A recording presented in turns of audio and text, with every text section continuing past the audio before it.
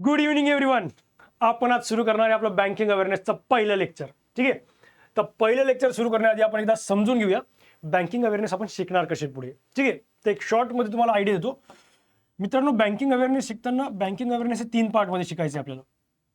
ठीक आहे, कुठले पार्ट सर? एक बँकिंग अवेअरनेस, ठीक आहे, ज्याच्यामध्ये तुम्ही बँक काय असतात, कशा असतात, बँकेची हिस्ट्री काय आहे, बँकेचं मर्जर कसं झालं, नॅशनलायझेशन कसं झालं, बँकेचे वर्क्स काय आहेत, बँकिंगच्या ज्या टर्म्स असतात इंटरव्ह्यू विचारणारे त्या काय काय असतात, हे आपण सगळं शिकणार आहे बँकिंग अवेअरनेसमध्ये. ठीक आहे, दुसरी गोष्ट फायनान्शियल अवेअरनेस.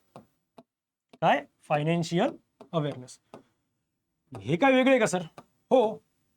आता तुम्ही जेव्हा बघता भरपूर जेव्हा ॲड येतात ना ऑफिसरच्या वगैरे, त्यात तुम्हाला एक सेपरेट ऑप्शन दिलेलं असतं, special focus on financial awareness म्हणून. बरोबर आहे. तर फायनान्शियल अवेअरनेसमध्ये काय येतं? Negotiable instrument, cheques, money market, capital market, ह्या सगळ्या गोष्टी आपण कुठे शिकणार आहे? फायनान्शियल मार्केट, फायनान्शियल अवेअरनेसमध्ये. ठीक आहे. Then third part economic awareness. आलं लक्षात? इकॉनॉमिक अवेअरनेसमध्ये काय सर वेगळं? वेगळं काहीच नाही. याच्यात फक्त नॅशनल इन्कम, बजेट आणि आपले नंतर WPI, CPI वगैरे ह्या गोष्टी ज्या आहेत त्या काय आहेत ह्या आपण शिकणार आहे इकॉनॉमिक अवेअरनेसमध्ये. ठीक आहे, इन्फ्लेशन वगैरे सगळ्या गोष्टी इकॉनॉमिक अवेअरनेसमध्ये. बरं सर, तर आपण आता आपल्या पहिल्या लेक्चरकडे बोलूया बँकिंग अवेअरनेसच्या. ठीक आहे, तर सगळ्यात पहिले जाणण्या अगोदर आपण समजून घ्या बँक आल्या कुठनं, जी हिस्ट्री बँकेची कशी आली. तर मित्रांनो, इसवी सन 1100च्या आधी, ठीक आहे, तुम्हाला सगळ्यांना माहिती आहे लोक काय करायचे? वस्तूंची देवाणघेवाण करायची. बरोबर आहे, वस्तूंची देवाणघेवाण चालायची. लाईक कोणी म्हणजे मी एखाद्या माणसाला जर गहू दिले माझ्याकडले, तर मी त्याच्याकडनं काहीतरी वस्तूच्याच स्वरूपात घेईल. ठीक आहे, त्यावेळेस पैसे नव्हते. मग या अशा गोष्टी देवाणघेवाण जेव्हा व्हायची तर त्याच्यात व्हायचं काय की कधी कधी नाराजी खूप व्हायची लोकांची. लाईक मी एखाद्याजवळ तांदूळ देतोय, ठीक आहे, मी तांदूळ देतोय आणि त्याच्याकडनं मला काय पाहिजे? गोल्ड. तर समोर नाराज होणार आहे नक्कीच. ठीक आहे, तर मग त्याच्यासाठीच काय उभं केलं? इटलीमध्ये बेंच उभे केले. बेंच व्हायचे, त्यांच्या निगराणीखाली सगळ्या गोष्टी व्हायच्या. मग ते बेंच ठरवायचे की वस्तूंची देवाणघेवाण कसल्या याच्यात होईल म्हणून. ठीक आहे, मी किती द्यायचं, समोरच्याकडनं किती द्यायचं, हा बेंच ठरवेल. ठीक आहे, तर या बेंचला इटालियन वर्ड होता एक, काय? तर बँको. काय होता वर्ड? बँको. या बँको वर्ड पासून आपला वर्ड डिराईव्ह झाला कुठला? बँक. ठीक आहे, बँक हा वर्ड कुठला डिराईव्ह झाला? बँको या शब्दापासून.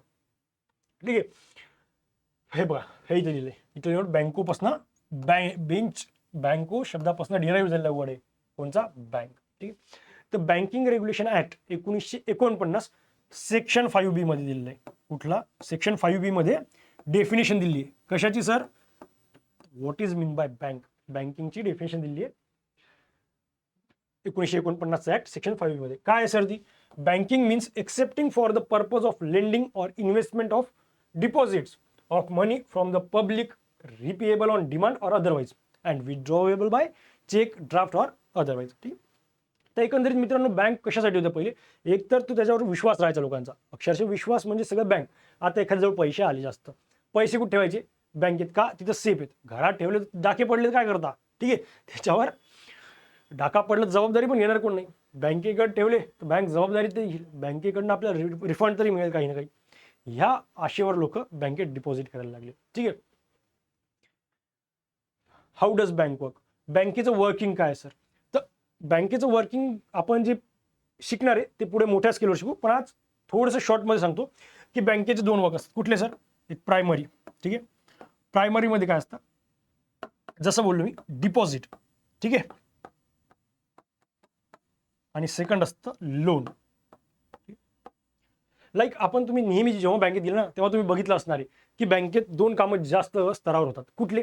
एका ठिकाणी एक जण पैसे खूप देत असतो.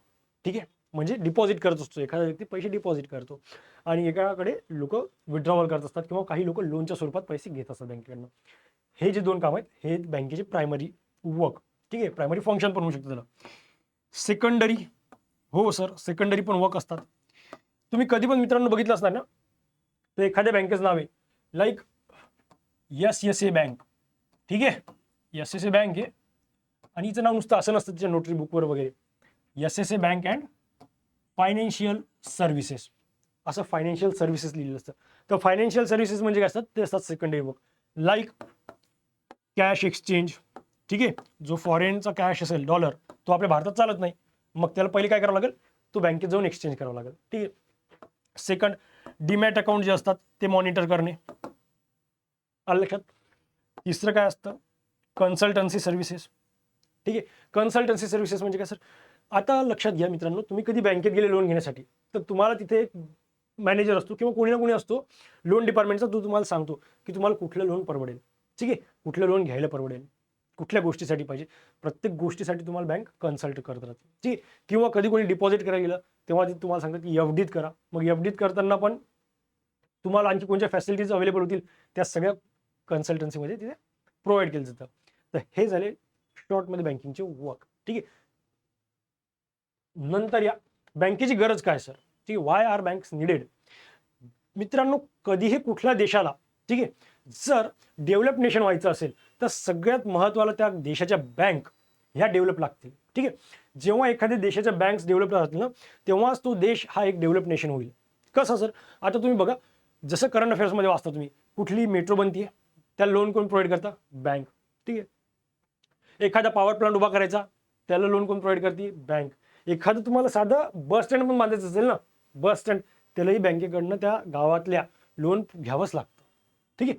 तर प्रत्येक कामासाठी इन्फ्रास्ट्रक्चरचा असू द्या की इंडस्ट्रीच्या असू द्या, तुम्हाला बँकेकडनं लोनची गरज पडते. तर ते पैसे कोण प्रोव्हाइड करतात, बँक. याचसाठी डेव्हलप नेशन बनण्यासाठी बँक ह्या खूप जास्त गरजेच्या आहेत. ठीक आहे. तर हे सर इथपर्यंत फक्त एक संभाषण होतं. ठीक आहे, की म्हणजे तुम्हाला एक सांगायच्या गोष्टी होत्या.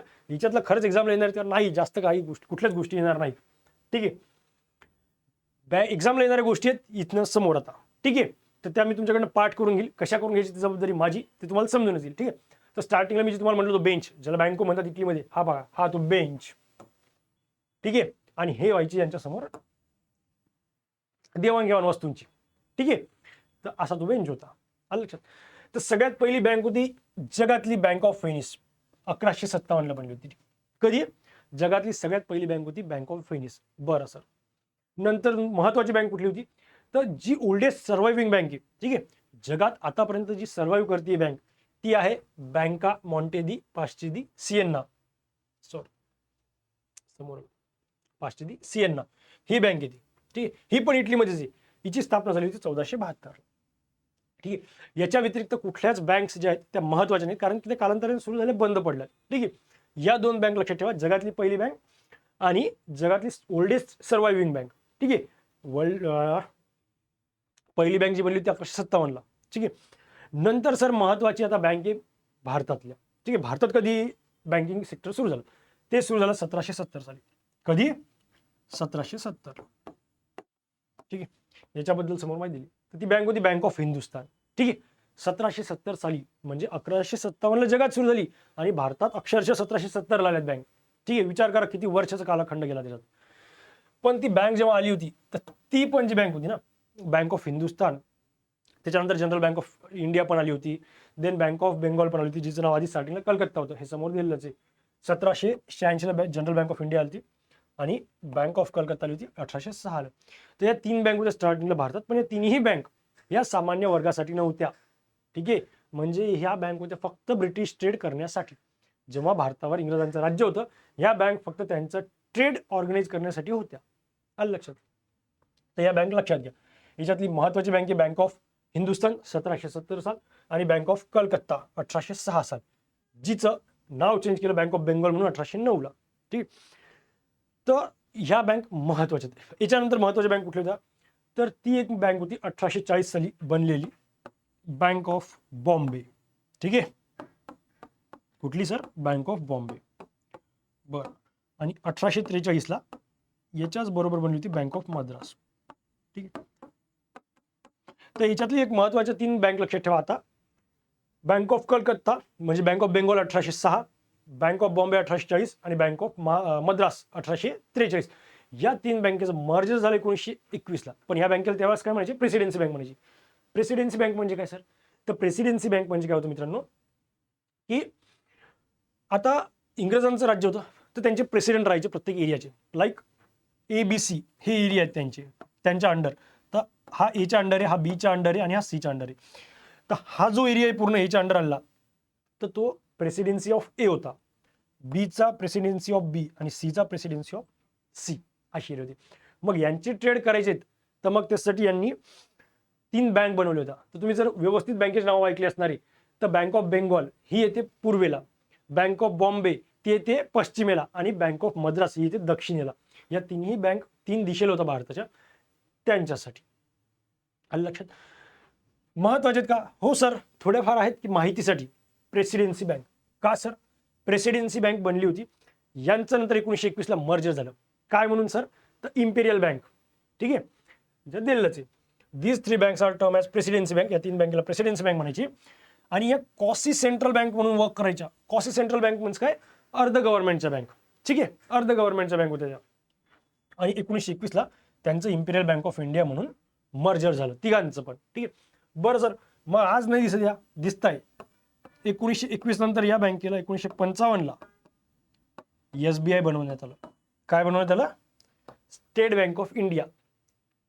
या 3 बँकेचं मर्जर म्हणून इम्पेरियल बँक, आणि इम्पेरियल बँकेला 1955ला स्टेट बँक ऑफ इंडियाचा दर्जा देण्यात आला. ठीक आहे, बरं सर, नॅशनलायझेशन वर जाण्याच्या अगोदर काही महत्वाच्या बँक बाकी आहेत. ठीक आहे, तर मित्रांनो एकदा परत मला सांगा. ठीक आहे, काही महत्वाच्या बँक बाकी आहेत, त्याच्यात त्या ऍड करतो मी तुम्हाला. ठीक आहे, परत एकदा सांगा मला. 1157 कुठली बँक? वर्ल्डची first bank, bank of Venice. 1770 इंडियाची पहिली बँक कुठली? Bank of Hindustan.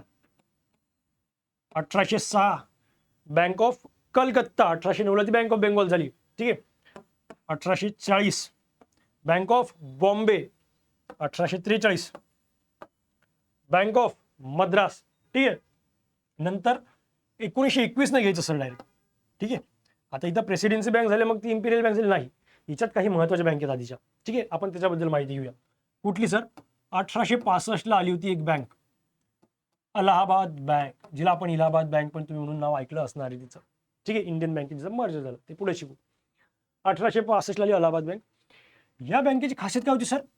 ते ह्या ज्या बँक होत्या ना आधीच्या सगळ्या, ह्या सगळ्या बँक या होत्या ब्रिटिश लोकांच्या. त्या ट्रेड पण ब्रिटिश लोकांचा, सगळं ब्रिटिश लोकांचं होतं, मॅनेजमेंट पण आणि शेअर होल्डिंग पण. ही जी बँक बनली होती अलाहाबाद बँक, हिच्यात जी शेअर होल्डिंग होती ना ती आपल्या हिंदुस्थानी लोकांची होती, ती भारतीय लोकांची होती. काय? इंडियन लोकांची शेअर होल्डिंग असणारी पहिली बँक कुठली? आपलं अलाहाबाद बँक. ठीक आहे, नंतर महत्वाची बँक आली 1894ला. कुठली sir? PNB, Punjab national bank. ठीक आहे, हिचं इनिशियल हेडक्वार्टर त्यावेळी जेव्हा बनवलं ना तेव्हा इनिशियल हेडक्वार्टर होतं लाहोरला. कुठे होतं सर? लाहोर. नंतर कुठे झालं स्वातंत्र्य भेटल्यावर भारताला? दिल्लीला. ठीक आहे, ही एक महत्वाची गोष्ट लक्षात घ्या. PNB बद्दल विचारू शकतात इंटरव्ह्यूला. ठीक आहे, तर या बँकेची खासियत काय होती? तर या बँकेमध्ये जे मॅनेजमेंट होतं ते इंडियन लोकांचं होतं. आलं लक्षात? इथे शेअर होल्डिंग होती, इथे मॅनेजमेंट भारतीय लोकांचं होतं. नंतर 1911ला जी बँक बनली ती होती सेंट्रल बँक ऑफ इंडिया. हिचा काय सीन आहे सर? आता या बँकेचे जे ओनर होते ते इंडियन होते. ठीक आहे, तर या 3 महत्वाच्या बँक लक्षात ठेवा. याच्यानंतर 1921 साल लक्षात ठेवायचे आपल्याला. ठीक आहे, कशासाठी? Imperial bank. नंतर 1955. ठीक आहे, SBI. आलं लक्षात इथपर्यंत? ठीक. नेक्स्ट जाऊ आपण आपल्या पार्टवर, नॅशनलायझेशनच्या. ठीक आहे, नॅशनलायझेशनची गरज का पडली सर देशाला? ठीक आहे, बँक नॅशनलाइज करण्याची गरज का पडली? मित्रांनो त्या काळात काय होतं, जेव्हा सगळ्या बँक या प्रायव्हेट होत्या ना, प्रायव्हेट लोकांकडे होत्या, सेक्टरकडे, तर त्यांची मोनोपोली चालायची त्याच्यावर. ठीक आहे, सरकारसोबत कोऑर्डिनेट करणं नाही बरोबर. ठीक आहे, नंतर मनमानी करायची, गरिबांना पैसे द्यायचे नाही, सेक्टरवर सगळ्या सेक्टरवर लक्ष द्यायचं नाही, फक्त इंडस्ट्री एरिया, आणि ते पण त्यांचे जे मित्र होते श्रीमंत त्यांच्याकडे लक्ष द्यायचे. ठीक आहे, त्याच्यामुळे सरकारने काय केलं नंतर की या गोष्टीला कंटाळून त्यांनी बँक नॅशनलाइज करायला सुरुवात केली. शेतकऱ्याचं मरण तर सगळ्याच गोष्टीत याच्यामुळे डेव्हलप नेशन पण होत नव्हतं, आपला देशाची प्रगती पण होत नव्हती, सगळ्या गोष्टी अडकायच्या. त्यामुळं 1969ला पहिला फेज नॅशनलायझेशन केलं कोणी? इंदिरा गांधीजी यांनी. त्या PM होत्या. कधी झालं सर? फेज 1 झाला 1969. ठीक आहे, तर यात सगळ्यात पहिले आपण आता नॅशनलायझेशन म्हणजे काय याची डेफिनेशन जाणून घेऊया. फोर्सफुली गव्हर्नमेंटनं एखाद्या बँकेवर डाका टाकला, फोर्सफुली त्याची शेअर होल्डिंग आपल्याकडे ओढून घेतली, ती बँक झाली नॅशनलाइज. ठीक आहे, ही शॉर्टमध्ये नॅशनलायझेशनची डेफिनेशन. तर पहिला फेज काय झाला 1969ला. आणि सेकंड फेज झाला होता 1980 ला. ठीक आहे, 1969ला किती बँक झाले होते सर नॅशनलाइज, जो महत्वाचा प्रश्न आहे तो आहे 14 बँक झाल्या होत्या सर. ठीक आहे, आणि 1980ला 6 बँक. तर यावेळेस दोन्ही ऍक्ट होते वेगळे. इथे एक ऍक्ट जो होता यूज केलेला तो होता acquisition and transfer of share holding 1969चा ऍक्ट, सॉरी 1970चा ऍक्ट होता तो, 1970चा ऍक्ट होता. 69ला तो पार्लमेंटमध्ये गेला आणि पास झाला 1970ला, त्याच्यामुळे त्याचं नाव झालं ऍक्ट 1970. आणि इथे ऍक्ट जो होता तो 1980चाच होता. ठीक आहे, इथला ऍक्ट 1980चा होता. पण यात फरक काय होता सर, इथं आधी झाले 14, मग ह्या 6 काउंट केले. जेव्हा या 14 केलं ना तेव्हा एक कंडिशन होती काय, की ज्या बँकेचं डिपॉझिट किंवा ज्या बँकेजवळचा फंड 15 करोड अबव आहे, 15 करोड और 15 करोड अबव, त्या बँका नॅशनलाइज करण्यात येतील. आणि इथे सर इथे होता 200 करोड, किती 200 CR, ज्या बँकेकडे 200 करोड आहेत किंवा त्याच्यापेक्षा जास्त आहेत त्या बँक नॅशनलाइज करण्यात आली. ठीक आहे, त्याच्यामध्ये डिटेलमध्ये इथं सविस्तर दिलंच आहे. हा त्यावेळेसचा पेपर कटिंगचा फोटो. पहिला फेज झाला होता 1969ला, सेकंड झाला होता 1980ला. ठीक आहे, आणि हे इथं ऍक्टचं पण नाव लिहिले. ठीक आहे, आलं लक्षात. हेच बँकेची नावं. कुठल्या कुठल्या बँक झाल्या होत्या, सगळ्यात पहिले Allahabad, Indian bank, bank of Baroda, Indian overseas, bank of India, Punjab national bank, bank of Maharashtra, syndicate bank, Canara bank, UCO bank, central bank of India, union bank of India, Dena bank आणि युनायटेड बँक ऑफ इंडिया. ह्या 14 पहिले केले होत्या जेव्हा 50 करोड होते तेव्हा. हे बघा इथं दिलेलं पण येते 14 करोड आणि 20 crore. Then Punjab and Sind, Vijaya bank, oriental bank of commerce, corporation bank, Andhra bank आणि new bank of India. New bank of India ही वेगळी आणि बँक ऑफ इंडिया ही पण वेगळी. ठीक आहे, न्यू बँक ऑफ इंडिया 1993 साली, किती 1993 साली ही मर्ज करण्यात आली होती. कोणामध्ये, पंजाब नॅशनल बँकेमध्ये. ठीक आहे, हा ही तर पंजाब नॅशनल बँक, या बँकेमध्ये 1993 new bank of India he merge करण्यात आली होती. बँक ऑफ इंडिया वेगळी आहे, न्यू बँक ऑफ इंडिया ही वेगळी होती. ठीक आहे, ही एक गोष्ट लक्षात ठेवा. सिंडिकेट बँक दिसली तर सिंडिकेट बँकची खासियत सांगतो. सध्या RRBचे आता इंटरव्ह्यू चालू होतील पुढे, तर त्याच्या अनुषंगाने एक महत्वाची आहे न्यूज, की काय असतं आता सगळ्यांना माहिती आहे रिजनल रुरल बँक. ठीक आहे, तर रिजनल रुरल बँक सगळ्यात पहिली कुठली बनलेली, तर ती प्रथमा ग्रामीण बँक बनली होती. ठीक आहे, हे सगळ्यांनाच माहिती आहे जवळपास. ठीक आहे, प्रथमा ग्रामीण बँक ही फर्स्ट RRB आहे. ठीक आहे, कधी बनली होती, 2 ऑक्टोबर 1975. ठीक आहे, गांधी जयंतीच्या शुभ मुहूर्तावर. ठीक आहे, तर सांगायचा उद्देश असा की कुठली पण ग्रामीण बँक जेव्हा बनते, RRB बनते ना, तर त्यात शेअर होल्डिंग असते. तर शेअर होल्डिंग कशा टाईपमध्ये असतो याच्यावर क्वेश्चन आलेला एक्झामला, ते लक्षात ठेवा. 50, 35 आणि 15 या पार्टमध्ये 50% शेअर होल्डिंग कोणाची असते सर, ती असते सेंट्रल गव्हर्नमेंटची. 15% असते स्टेट गव्हर्नमेंटची आणि 35% असते स्पॉन्सर्ड बँकेची. तर ही जी प्रथमा ग्रामीण बँक बनली होती सगळ्यात पहिली, तिची स्पॉन्सर्ड बँक कुठली, ती सिंडिकेट बँक होती. कुठली बँक होती, सिंडिकेट. ठीक आहे, हे समोर आलं आपण. ठीक आहे, सिंडिकेट बँक होती, एवढं लक्षात ठेवा. सिंडिकेट बँकचं नंतर मर्ज झालं कॅनरा बँकेमध्ये. ही गोष्ट आपण शिकूच पुढं, आलं लक्षात. ओके, हे आलो मर्जरवर आपण. ठीक आहे सर, मर्जरची गरज काय पडली नंतर, नॅशनलाइज झालं आता सगळ्या गोष्टी झाल्या, आता मर्जरची काय गरज पडली. तर मित्रांनो काय झालं, मर्जरची गरज याच्यामुळे पडली की बँक भरपूर काही डुबायला लागल्या होत्या. म्हणजे त्यांच्याजवळ तेवढे जास्त डिपॉझिट येत नव्हते, त्यांचे व्यवहार चालत नव्हते. त्याच्यामुळे काय व्हायचं, त्यांचं जे ॲसेट्स होते ते कमी होत चालले होते. ठीक आहे, त्यांची मार्केट व्हॅल्यू पण कमी होत चालली होती. मग काय केलं, बँक मर्ज केल्यात. बँक मर्ज केल्यानं काय झालं, दोन बँकेची जेव्हा व्हॅल्यू बघितली तर ती मार्केटमध्ये वाढत गेली. ठीक आहे, मार्केट व्हॅल्यू त्या बँकेची वाढली, त्याच्यामुळे बँकेचं मर्जर करण्यात आलं. कारण की तिथे लोक कामावर होते. मग ती जर बँकच बंद पडली असती, तिथल्या बेरोजगारी वाढली असती परत, आणि भरपूर गोष्टीला समोर जावं लागलं असतं. आर्थिक परिस्थिती देशाची ढासळली असते त्या गोष्टीमुळे. त्याच्यामुळे बँकेचं मर्जर करून एक चांगलं काम केलं गव्हर्नमेंटनं. तर सगळ्यात पहिले स्टेट बँक ऑफ इंडिया 2017ला, लक्षात ठेवा, SBIचं मर्जर झालं होतं 2017ला. याच्यावर क्वेश्चन आला होता 2019-20 मध्ये IBPS PO ला. 2017ला सॉरी 2017ला मर्जर झालं होतं. SBIलाच प्रश्न आला वाटतं, आय थिंक सो. हा, कुठल्या तरी एक्झामला आला होता याच्यावर प्रश्न, SBIवर स्पेसिफिक. याच्यातल्या कुठल्या बँक या मर्ज करण्यात आलेल्या. तर ऑल ऑफ द अबाउचं आन्सर होतं त्यावेळेस पण. ठीक आहे, आणि इयर विचारलं होतं तर 2017 इयर होतं. ठीक आहे, त्यातल्या ज्या 5 बँक आहेत ना, त्या आता असोसिएट बँक आहेत SBIच्या, बरोबर आहे. पण भारतीय महिला बँक ही बँक त्याची असोसिएट बँक नाही आहे, ही वेगळी बँकेत मर्ज करण्यात आली होती. नंतर विजय बँक आणि देना बँकेचं 2019ला बँक ऑफ बडोदामध्ये मर्जर करण्यात आलं. ठीक आहे, हे एक लक्षात घ्या. हे 2017 SBIचं, bank of Baroda 2019, then PNB, UBI, Canara bank, Indian bank या सगळ्या 2020ला मर्ज झाल्या होत्या. ठीक आहे, जसं मी बोललो PNBचं ओरिएंटल बँक ऑफ कॉमर्स आणि युनायटेड बँक ऑफ इंडिया या दोन मर्ज झाल्या त्या PNB मध्ये. युनियन बँक ऑफ इंडियामध्ये आंध्रा बँक आणि कॉर्पोरेशन बँक याच्यावरही क्वेश्चन येऊन गेला आहे. ठीक आहे, याच्यावरही क्वेश्चन येऊन गेला की युनियन बँक ऑफ इंडियामध्ये कुठल्या बँक मर्ज झाले म्हणून. देन कॅनरा बँकचं सिंडिकेट बँक आपण आधीच बोललो. ठीक आहे, आणि अलाहाबाद बँकेचं इंडियन बँकमध्ये, हे पण आपण आधी स्टार्टिंगला बोललेलं आहे. ठीक आहे, तर ह्या महत्त्वाच्या बँकेत एवढ्या गोष्टी तुम्ही लक्षात ठेवा. ठीक आहे, इथपर्यंत लक्षात आलं. आता एकदा मला परत सांगा, ती आजची इयर लक्षात घेऊ आपण. कुठले कुठले इयर होते सर? सगळ्यात पहिली बँक कुठली होती? 1157. काय होती ती bank? Bank of Venice. 1770 bank of Hindustan.